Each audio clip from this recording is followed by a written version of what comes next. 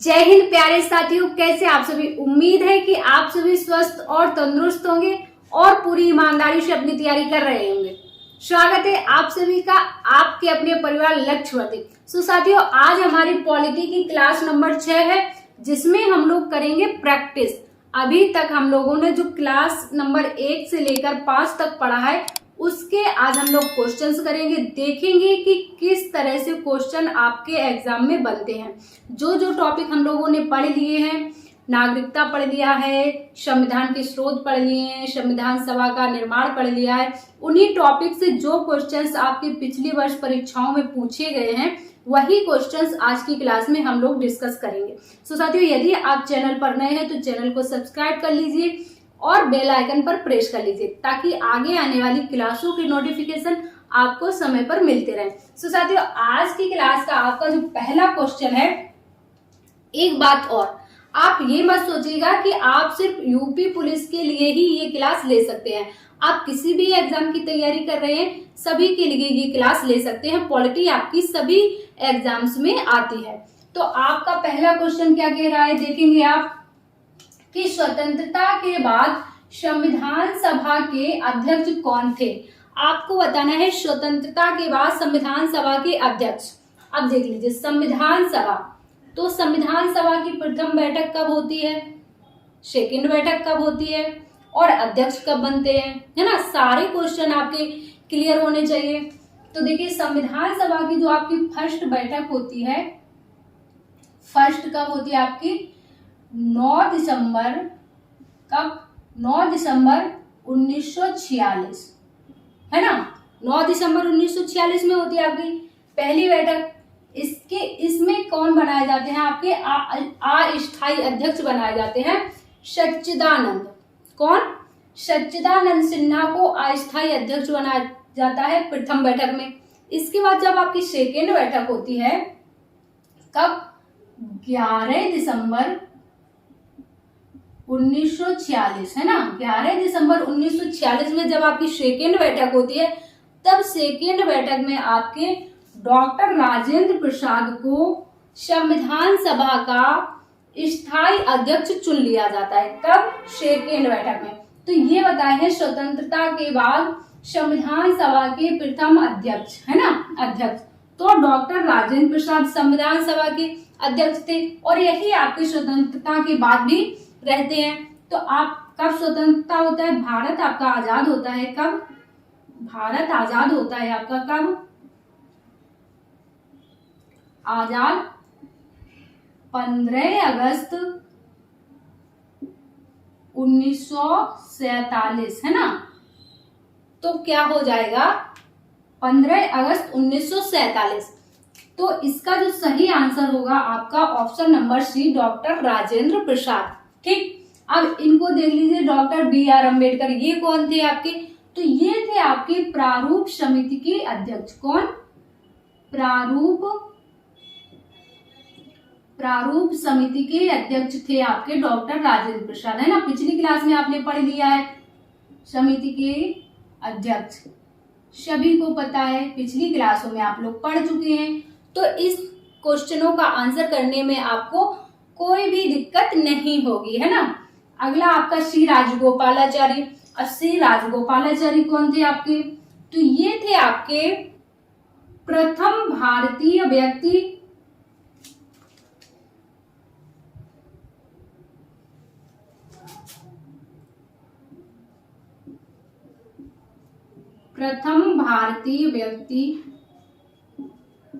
प्रथम भारतीय governor general, है ना, गवर्नर जनरल। क्लियर। तो आपको सारे ऑप्शंस क्लियर हो गए। डॉक्टर भीमराव अंबेडकर आपके प्रारूप समिति के अध्यक्ष थे। सी राजगोपालाचारी कौन थे, प्रथम भारतीय गवर्नर जनरल थे। और आपका क्वेश्चन था स्वतंत्रता के बाद संविधान सभा के अध्यक्ष कौन थे, तो आपके भारत कब स्वतंत्र हुआ था, आपका कब आजाद हुआ था, 15 अगस्त 1947। तो कौन होंगे आपके, डॉक्टर राजेंद्र प्रसाद। क्लियर। अब सेकेंड क्वेश्चन पर आ जाइए आप। सेकेंड क्वेश्चन आपका क्या कह रहा है, भारतीय संविधान के निर्माण के दौरान उद्देश्य प्रस्ताव किसने पेश किया। उद्देश्य प्रस्ताव। अब देखिए, उद्देश्य प्रस्ताव कब पेश किया गया था आपका? तो उद्देश्य प्रस्ताव आपका संविधान सभा की तीसरी बैठक थी। कब? 13 दिसंबर, है ना, 13 दिसंबर 1946। 13 दिसंबर 1946 को आपका संविधान, ये उद्देश्य प्रस्ताव संविधान सभा के समक्ष पेश किया जाता है। पेश किया जाता है आपका 13 दिसंबर 1946 को, है ना। अब ये स्वीकार कब किया जाता है? तो स्वीकार कर लिया जाता है आपका 22 जनवरी 1947 को। 22 जनवरी 1947 को स्वीकार कर लिया जाता है। अब किसके द्वारा पेश किया जाता है ना? तो किसके द्वारा पेश किया गया? ये आपके जवाहरलाल नेहरू जी के द्वारा आपका संविधान सभा के निर्माण के दौरान उद्देश्य प्रस्ताव पेश किया गया था जवाहरलाल नेहरू के द्वारा, है ना। बात करें मोतीलाल नेहरू की, तो मोतीलाल नेहरू जी ने क्या किया था? नेहरू रिपोर्ट, क्या? नेहरू रिपोर्ट पेश की थी। नेहरू रिपोर्ट कब? 1928 में, है ना। नेहरू रिपोर्ट पेश की थी 1928 में मोतीलाल नेहरू जी ने। इसके बाद भीमराव अंबेडकर जी यहाँ भी आ गए, है ना। तो इन्हें क्या कहा जाता है? संविधान का जनक। क्या कहा जाता है?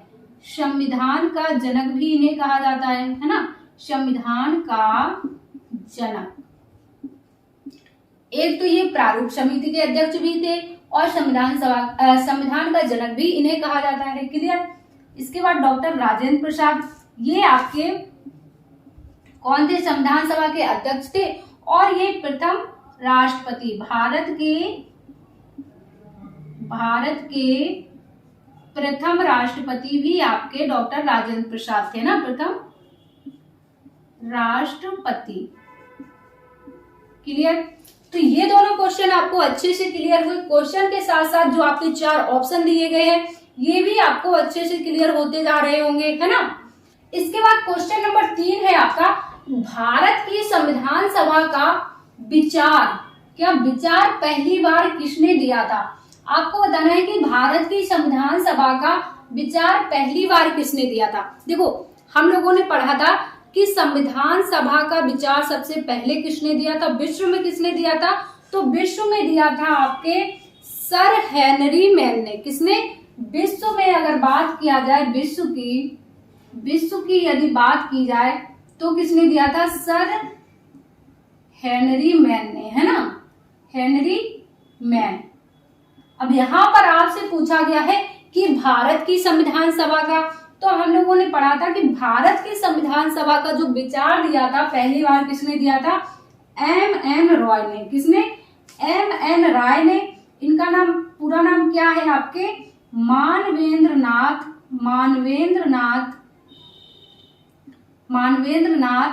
राय, है ना, इनका पूरा नाम है। तो इन्होंने आपकी भारत की संविधान सभा का पहली बार विचार दिया था, मानवेंद्र राय ने, ठीक। और B.N. राव कौन थे आपके?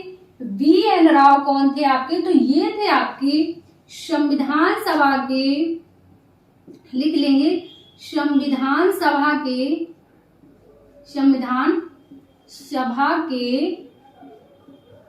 संवैधानिक सलाहकार,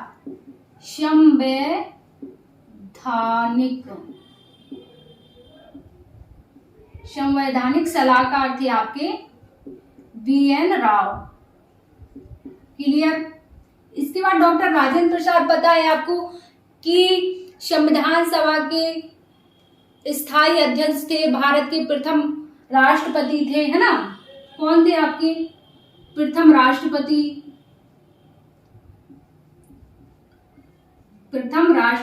थे और संविधान सभा के स्थायी अध्यक्ष भी थे। भीमराव अंबेडकर कौन थे आपके? संविधान के जनक। इन्हें संविधान का जनक कहा जाता है ना, संविधान का जनक। क्लियर? ये क्वेश्चन क्लियर हुआ। इसके बाद आपका क्वेश्चन नंबर 4 क्या कह रहा है? देखिए, भारतीय संविधान को लिखने वाली संविधान सभा के उपाध्यक्ष कौन थे? आपसे पूछा है कि भारतीय संविधान को लिखने वाली जो संविधान सभा थी उसके उपाध्यक्ष कौन थे। उपाध्यक्ष आपके कब चुने जाते हैं, संविधान सभा की सेकेंड बैठक में। कब आपकी संविधान सभा की आपकी जो सेकेंड बैठक होती है कब होती है आपकी 11 दिसंबर 1946 में जो आपकी संविधान सभा की सेकेंड बैठक है ना, सेकेंड बैठक होती है, उसमें आपके जो उपाध्यक्ष चुने जाते हैं, कौन चुने जाते हैं, ये HC मुखर्जी, कौन, उपाध्यक्ष है ना, इन्हें चुना जाता है संविधान सभा का उपाध्यक्ष HC मुखर्जी को। और इसी सेकेंड बैठक में राजेंद्र प्रसाद को चुना जाता है अध्यक्ष और इन्हें चुना जाता है उपाध्यक्ष। इन्हें अध्यक्ष, स्थायी अध्यक्ष चुन लिया जाता है और आपके HC मुखर्जी को उपाध्यक्ष चुना जाता है। क्लियर।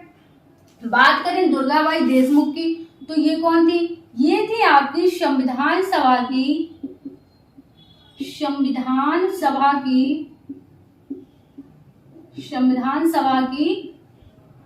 महिला सदस्य है ना, संविधान सभा की महिला सदस्य थी दुर्गाबाई देशमुख। क्लियर। तो ये दोनों क्वेश्चन आपको क्लियर हुए ऑप्शंस के साथ में, ऑप्शंस भी आपको क्लियर होते जा रहे होंगे। साथियों उम्मीद है कि ये क्लास आपको पसंद आ रही होगी। ये वही क्वेश्चंस है जो आपके पिछले वर्ष एग्जाम में पूछे गए हैं, ऐसे ही क्वेश्चंस आपके एग्जाम में पूछे जाते हैं। तो ये वही क्वेश्चंस है जो क्वेश्चन किसी न किसी परीक्षा में आपके पूछे गए हुए हैं, है ना। तो मजा आ रहा होगा ना क्लास में। यदि क्लास आपको पसंद आ रही है तो क्लास को शेयर और लाइक करते रहिएगा। क्वेश्चन नंबर 5 है आपका, विश्व का सबसे लंबा लिखित संविधान किस देश का है। आपको बताना है विश्व का सबसे लंबा लिखित संविधान। तो आप सभी को पता है कि आपके देश भारत का जो है विश्व का सबसे लंबा लिखित संविधान है। किस देश का है, आपके अपने भारत देश का। भारत का विश्व का सबसे लंबा है ना, सबसे लंबा लिखित संविधान है किसका, अपने भारत देश का, है ना। अमेरिका का कैसा है भाई, अब अमेरिका का कैसा है, तो अमेरिका का है आपका विश्व का प्रथम लिखित संविधान। अमेरिका का कैसा है, विश्व का प्रथम लिखित संविधान। पूछ लेगा आपसे कि बताइए विश्व का प्रथम लिखित संविधान किस देश का है, तब क्या करोगे, डिब्बा जैसा मुंह खोलोगे, नहीं, बता दोगे किसका है, अमेरिका का है भैया विश्व का प्रथम लिखित संविधान। और सबसे लंबा किसका है, अपने देश भारत का है ना। अब नेपाल का कैसा है, तो नेपाल का सबसे नया संविधान, अगर पूछ ले सबसे नया संविधान किस देश का है, तो सबसे नया जो है आपके सबसे नया संविधान नेपाल का है ना। सबसे नया संविधान नेपाल का है। और इराक का कैसा है, तो इराक का है आपका सबसे पुराना, क्या, सबसे पुराना संविधान इराक का है। क्लियर। सबसे पुराना पूछ ले इराक का, सबसे नया नेपाल का, सबसे लंबा लिखित संविधान आपके देश भारत का, और विश्व का प्रथम लिखित संविधान अमेरिका का। क्लियर। ठीक, अब आ जाइए क्वेश्चन नंबर 6। भारत में कौन सा दिन संविधान दिवस के रूप में मनाया जाता है। संविधान दिवस, तो संविधान दिवस आप सभी को पता है कि कब मनाया जाता है, आपके 26 नवंबर को मनाया जाता है ना। 26 नवंबर को मनाया जाता है, क्योंकि 26 नवंबर 1949, कब, 26 नवंबर 1949 को ही संविधान को अंगीकार किया गया था, यानी कि संविधान को अडॉप्ट किया गया था, है ना। 26 नवंबर 1949 को संविधान अंगीकार कर लिया गया, है ना, अंगीकार। क्लियर। आज 26 जनवरी को क्या होता है? 26 जनवरी को सभी को पता है कि संविधान आपका कब लागू हुआ था? 26 जनवरी 1949। 26 जनवरी 1949 को संविधान आपका लागू हो जाता है ना। संविधान लागू कब होता है? 26 जनवरी 1949 को। अब 15 अगस्त को क्या हुआ था? 15 अगस्त 1947 को आपका 15 अगस्त 1947 को भारत आजाद हुआ था। भारत आजाद। क्लियर? तो सारे पॉइंट्स क्लियर, सारे डाउट क्लियर। क्लास पसंद आ रही है ना? ठीक। 26 नवंबर 1949 को संविधान को अंगीकार किया गया। 26 जनवरी 1949 को संविधान को लागू किया गया। 15 अगस्त 1947 को आपका देश भारत जो है आजाद हो गया था। क्लियर? तो ये दोनों क्वेश्चन आपको क्लियर हुए। अगला क्वेश्चन है आपका, संविधान सभा ने किस दिन भारत के राष्ट्रीय ध्वज को अपनाया? संविधान सभा के द्वारा किस दिन राष्ट्रीय ध्वज को अपनाया गया? तो आप बता देंगे कब अपनाया गया था? 22 जुलाई 1947 को भारतीय संविधान के द्वारा भारत के राष्ट्रीय ध्वज को 22 जुलाई 1947 को अपनाया गया था। बात करें कि इसकी लंबाई चौड़ाई का अनुपात पूछ लेता है कई बार आपसे कि आपके राष्ट्रीय ध्वज का अनुपात कितना है, तो कितना है? 3:2। ये कैसा है आपका? लंबाई और चौड़ाई का, है ना। कई बार अगर चौड़ाई और लंबाई पूछ लेगा तो आप 2:3 बताएंगे। यदि आपसे क्वेश्चन इस तरह से पूछ सकता है ना, अगर राष्ट्रीय ध्वज का अनुपात बताइए चौड़ाई और लंबाई में, है ना, तो आप 2:3 बताएंगे। और अगर लंबाई चौड़ाई का पूछेगा तो 3:2 बताएंगे। क्लियर? अब इसको डिजाइन किसने किया था? डिजाइन किसने किया था राष्ट्रीय ध्वज को? तो राष्ट्रीय ध्वज को डिजाइन किया था आपकी पिंगली वेंकैया। किसने? पिंगली वेंकैया,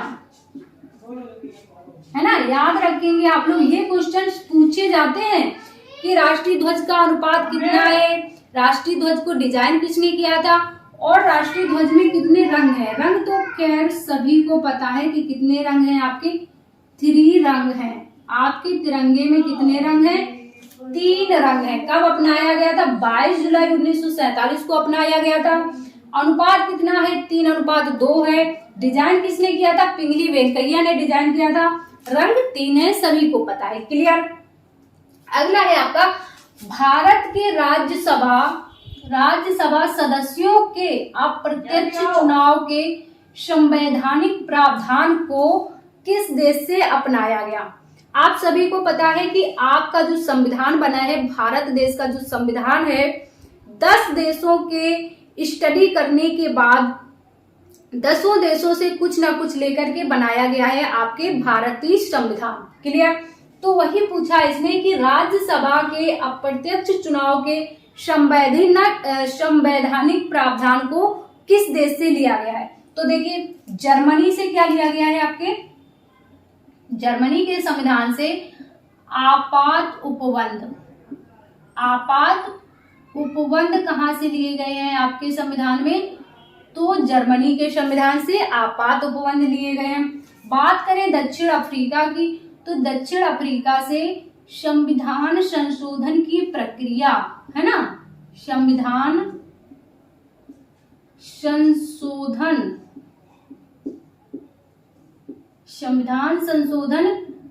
की प्रक्रिया को कहां से लिया गया है? दक्षिण अफ्रीका से। और यहीं से लिया गया है आपका अप्रत्यक्ष चुनाव के संवैधानिक प्रावधान। यहीं से क्या? राज्यसभा सदस्यों के, है ना, यहीं से लिया गया है। तो ये आपका बी आंसर सही होगा, दक्षिण अफ्रीका के संविधान से। अब बात करें अमेरिका के संविधान से क्या लिया गया है, तो अमेरिका के संविधान से सभी को पता है क्या लिया गया है? मूल अधिकार लिए गए हैं आपके। मूल अधिकार, प्रस्तावना का विचार, प्रस्तावना का विचार, उपराष्ट्रपति का पद, उपराष्ट्रपति का पद भी यहीं से लिया गया है ना, अमेरिका के संविधान से। इसके बाद ब्रिटेन के संविधान से लिया गया है आपकी एकल नागरिकता,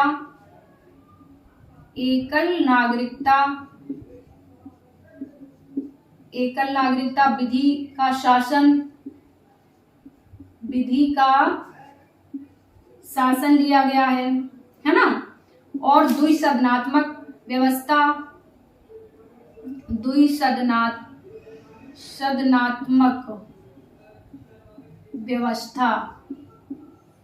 है ना। ये सारी चीजें आपके ब्रिटेन के संविधान से लिया गया है।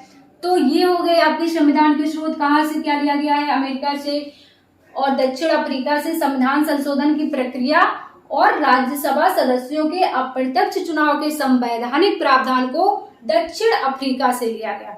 क्लियर? तो ये क्वेश्चंस आपको क्लियर हुए। अगला क्वेश्चन है आपका, निम्नलिखित में से कौन सा 2014 में भारत का 29वां राज्य बना? 2014 में कौन सा राज्य भारत का 29वां राज्य बना? अब आप सभी को पता है कि जो वर्तमान में है आपके, वर्तमान में भारत में कितने 28 राज्य और 8 केंद्र शासित प्रदेश हैं। 8 केंद्र शासित है ना वर्तमान में। अब ये 28 राज्य और 8 केंद्र शासित प्रदेश हैं, तो आपके 29वें राज्य का क्या मतलब है ना, सोच रहे होंगे। लेकिन आपको ये भी तो पता है कि कब 31 अक्टूबर 2019 है ना, 31 अक्टूबर 2019 को क्या किया गया? जम्मू कश्मीर जो आपका राज्य हुआ करता था, इसके राज्य का दर्जा, जम्मू कश्मीर के राज्य का जो दर्जा था, इसे समाप्त कर दिया गया। राज्य का दर्जा समाप्त कर दिया जाता है ना, समाप्त कर दिया गया। और क्या हुआ? जो जम्मू कश्मीर आपका राज्य हुआ करता था, इसका जो था राज्य का दर्जा समाप्त करके यूनियन टेरिटरी बना दिया गया, यानी कि केंद्र शासित प्रदेश बना दिया गया। 2 केंद्र शासित प्रदेश बना दिए गए। कितने आपके? 2 केंद्र शासित प्रदेश बनाए जाते हैं, 2 यूटी। कौन कौन से? एक आपका जम्मू कश्मीर और दूसरा लद्दाख। समझे? तो एक आपका जम्मू कश्मीर, दूसरा लद्दाख बना दिया जाता है। तो इस हिसाब से 28 राज्य और 8 केंद्र शासित प्रदेश हैं प्रेजेंट टाइम में। तो इस क्वेश्चन का जो सही आंसर होगा 2014 में तेलंगाना को, कब? 2 जून 2014 को तेलंगाना को भारत का 29वां राज्य बनाया गया था। क्लियर? बात करें सिक्किम की, तो सिक्किम को 1975 में पूर्ण राज्य का दर्जा दिया गया था। पूर्ण राज्य का दर्जा 1975 में। झारखंड और उत्तराखंड 2000 में बने हैं अलग होकर। उत्तराखंड आपके उत्तर प्रदेश से बना है अलग होकर। कब? 2000 में। क्लियर? अब आ जाइए इधर। भारतीय संविधान के किस अनुच्छेद में लिखा है भारत अर्थात इंडिया राज्यों का संघ होगा? ऐसा आपके किस आर्टिकल में लिखा है कि भारत अर्थात इंडिया राज्यों का संघ होगा? तो भैया जब हमने आर्टिकल शुरू किए, भाग 1 पढ़ा था, आर्टिकल 1 से 4 तक क्या था? संघ एवं उसका राज्य क्षेत्र। तो हम लोगों ने आर्टिकल 1 में ही ये पढ़ा था, क्या पढ़ा था? कि भारत जो है राज्यों का संघ है। अनुच्छेद 1 में ही ये लिखा हुआ है कि भारत अर्थात इंडिया राज्यों का संघ होगा। क्लियर?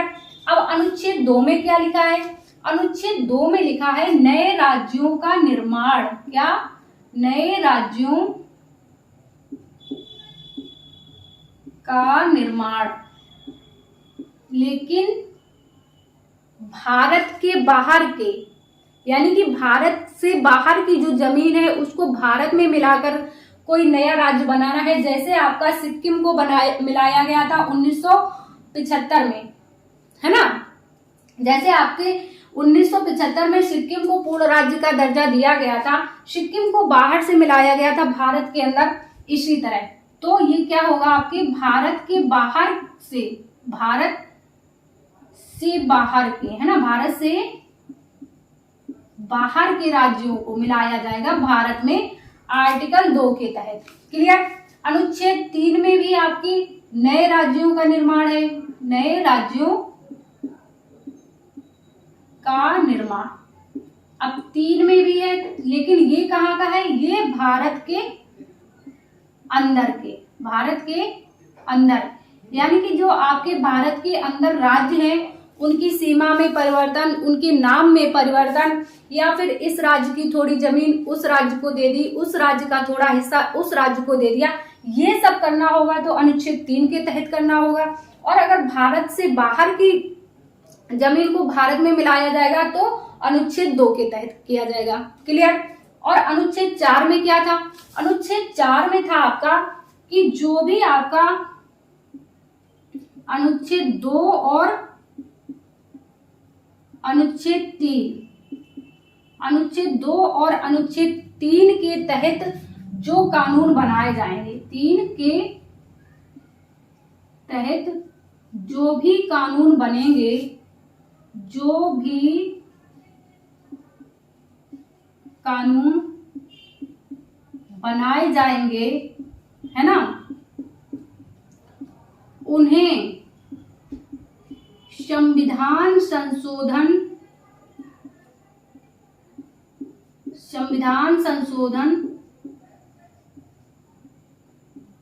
368 के तहत नहीं माने जाएंगे, है ना, नहीं माने जाएंगे। क्लियर। 4 में लिखा है कि जो भी कानून आपके अनुच्छेद 2 या 3 में बनाए जाएंगे उनको संविधान संशोधन प्रक्रिया जो आपका आर्टिकल 368 में है उसके तहत वो कानून नहीं माने जाएंगे। क्लियर। तो साथियों आज हम लोगों ने 10 क्वेश्चंस किए हैं जो हम लोगों ने पिछली क्लासों में पढ़े हैं, उन्हीं पर आधारित क्वेश्चंस किए हैं। तो ऐसे ही क्वेश्चंस आपकी परीक्षाओं में आते हैं, तो आपको आइडिया लग गया होगा, आपको समझ आ गया होगा कि किस तरह से क्वेश्चंस आपके एग्जाम में आने वाले हैं और आपको तैयारी अपनी किस तरह से करनी है। तो साथियों आज की क्लास यदि आपको पसंद आई हो तो इस क्लास को ज्यादा से ज्यादा शेयर कीजिएगा, लाइक कीजिएगा। यदि आप चैनल पर नए हैं तो चैनल को सब्सक्राइब कर लीजिएगा। साथियों आज की क्लास को इतना ही रखते हैं, मिलते हैं आप सभी से अगली क्लास में। जब तक के लिए स्वस्थ रहिए, मस्त रहिए और अपनी तैयारी करते रहिए। जय हिंद साथियों।